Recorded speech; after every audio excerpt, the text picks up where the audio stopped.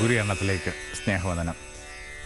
ഒരില അതിൻ്റെ പരിസരത്തിലുണ്ടാക്കുന്ന വ്യത്യാസം എത്ര വലുതാണെന്ന് അറിയണമെങ്കിൽ ഒരിലത്തണ്ട് ഒരു മൺകൂജയിലെടുത്ത് നിങ്ങൾ ഊട്ടുമേശയിൽ വെക്കുക. പെട്ടെന്ന് ഊട്ടുമേശ അതീവ ലാവണ്യമുള്ള ജൈവികമായ ഒരിടമായിട്ട് രൂപപ്പെടുന്നുണ്ട്.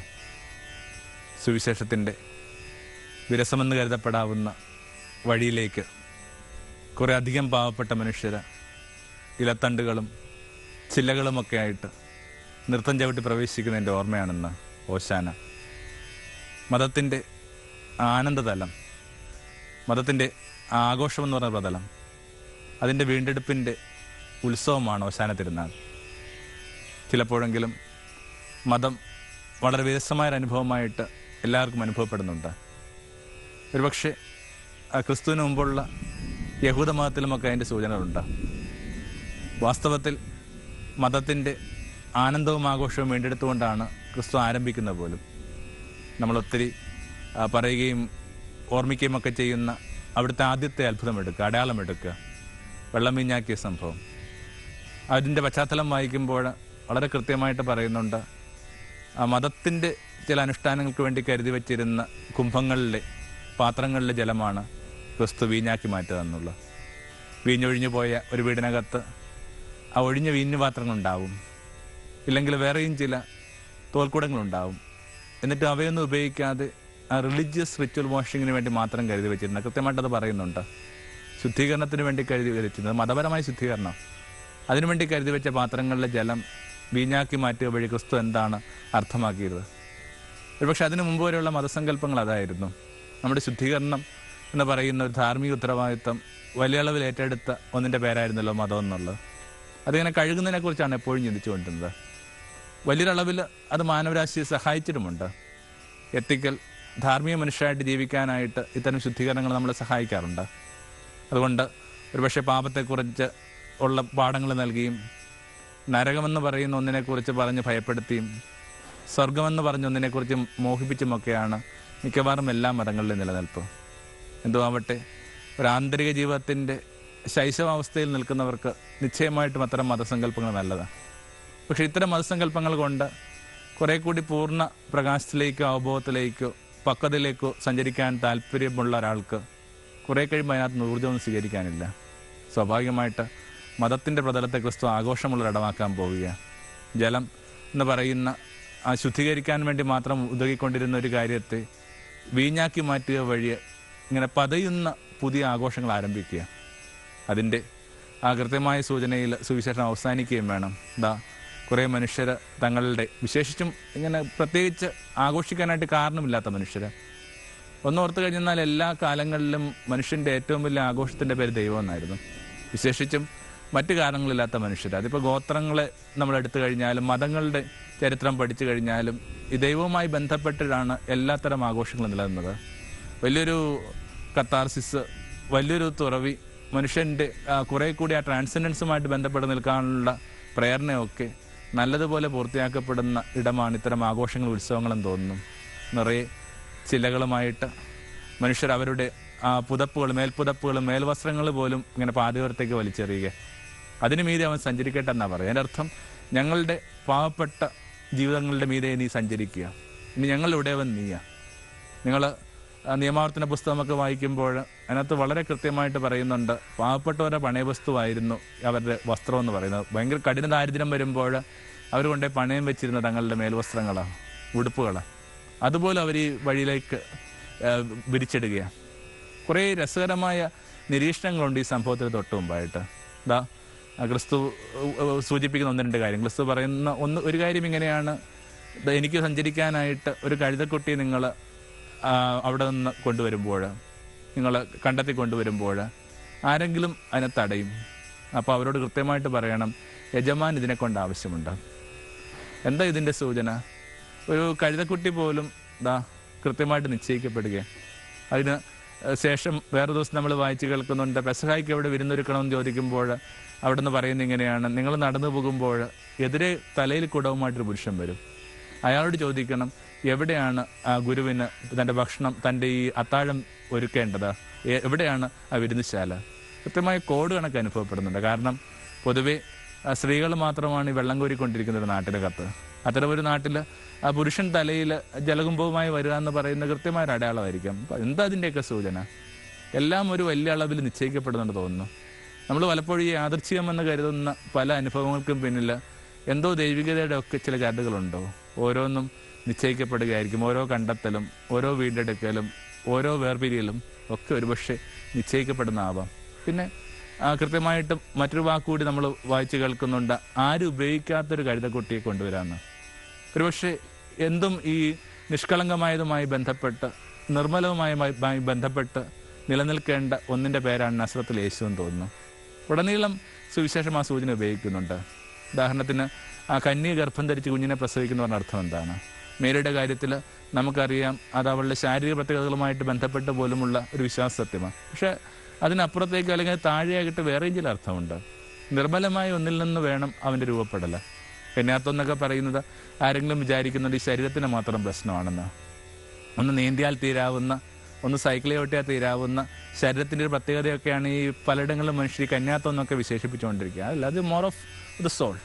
അപ്പം ആ പ്യുവറായ ചില ഇടങ്ങളിലാണ് അവൻ്റെ പറവെന്നുള്ള സൂചനയാണ്. അപ്പം ഇവിടെയും പറയുന്നുണ്ട്, ആരും കയറിയിട്ടില്ലാത്ത, ആരും ഉപയോഗിച്ചിട്ടില്ലാത്ത, അർത്ഥം വളരെ പ്യുവറായിട്ട് ഒന്നാണ് അവൻ്റെ ഈ പ്രദക്ഷിണ വഴികളിൽ അവന് കൂട്ടായിട്ട് വരാൻ പോകുന്നത്. പിന്നെയും ഉണ്ട് സൂചനകൾ.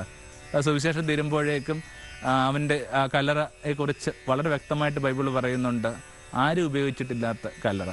ഒരു ഒരു വെർജിനിറ്റി എന്ന് പറയുന്ന ഒരു ഫേസിൽ നിലനിർത്തേണ്ട നിർമ്മലമായ ഒരു അനുഭവത്തിൻ്റെ പേരാ ക്രിസ്തു എന്ന് തോന്നുന്നു. കാരണം ക്രിസ്തു ഭൂമിയുടെ പുളിമാവാണ്.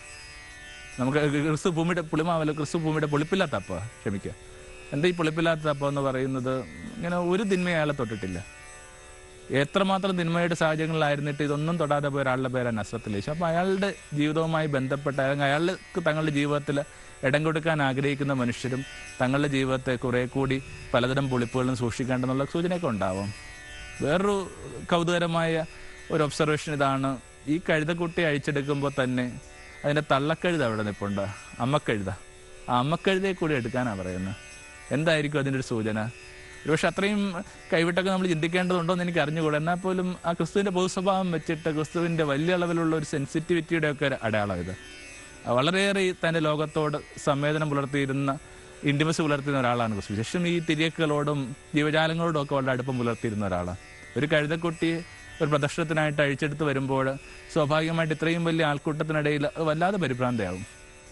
നമുക്ക് ചിന്തിക്കാവുന്നതേ ഉള്ളൂ. ചെറിയ കുഞ്ഞിന് കണക്ക് തന്നെ എല്ലാ ജീവജാലങ്ങൾക്കും അതിൻ്റെ കുഞ്ഞെന്ന് പറയുന്ന വളരെ പ്രധാനപ്പെട്ടാണല്ലോ, കുഞ്ഞിന് അമ്മയും. അപ്പം അതുകൊണ്ട് ഈ കുഞ്ഞിനൊരു പരിഭ്രാന്തിയും ഉണ്ടാകാതിരിക്കാൻ വേണ്ടി അതിൻ്റെ കൂടെ നടക്കാനായിട്ട് ഒരമ്മയെ കൂടെ ഉണ്ടാവണം എന്നൊക്കെ പറയുന്ന ക്രിസ്തുവിൻ്റെ നിർദ്ദേശം. പക്ഷേ ഇത്തിരി ഒന്ന് മെഡിറ്റേഷൻ നിങ്ങൾ അത് എടുത്തു കഴിഞ്ഞാൽ നമ്മുടെ ഉള്ളിൽ നിന്നൊരു നനവ് വരും.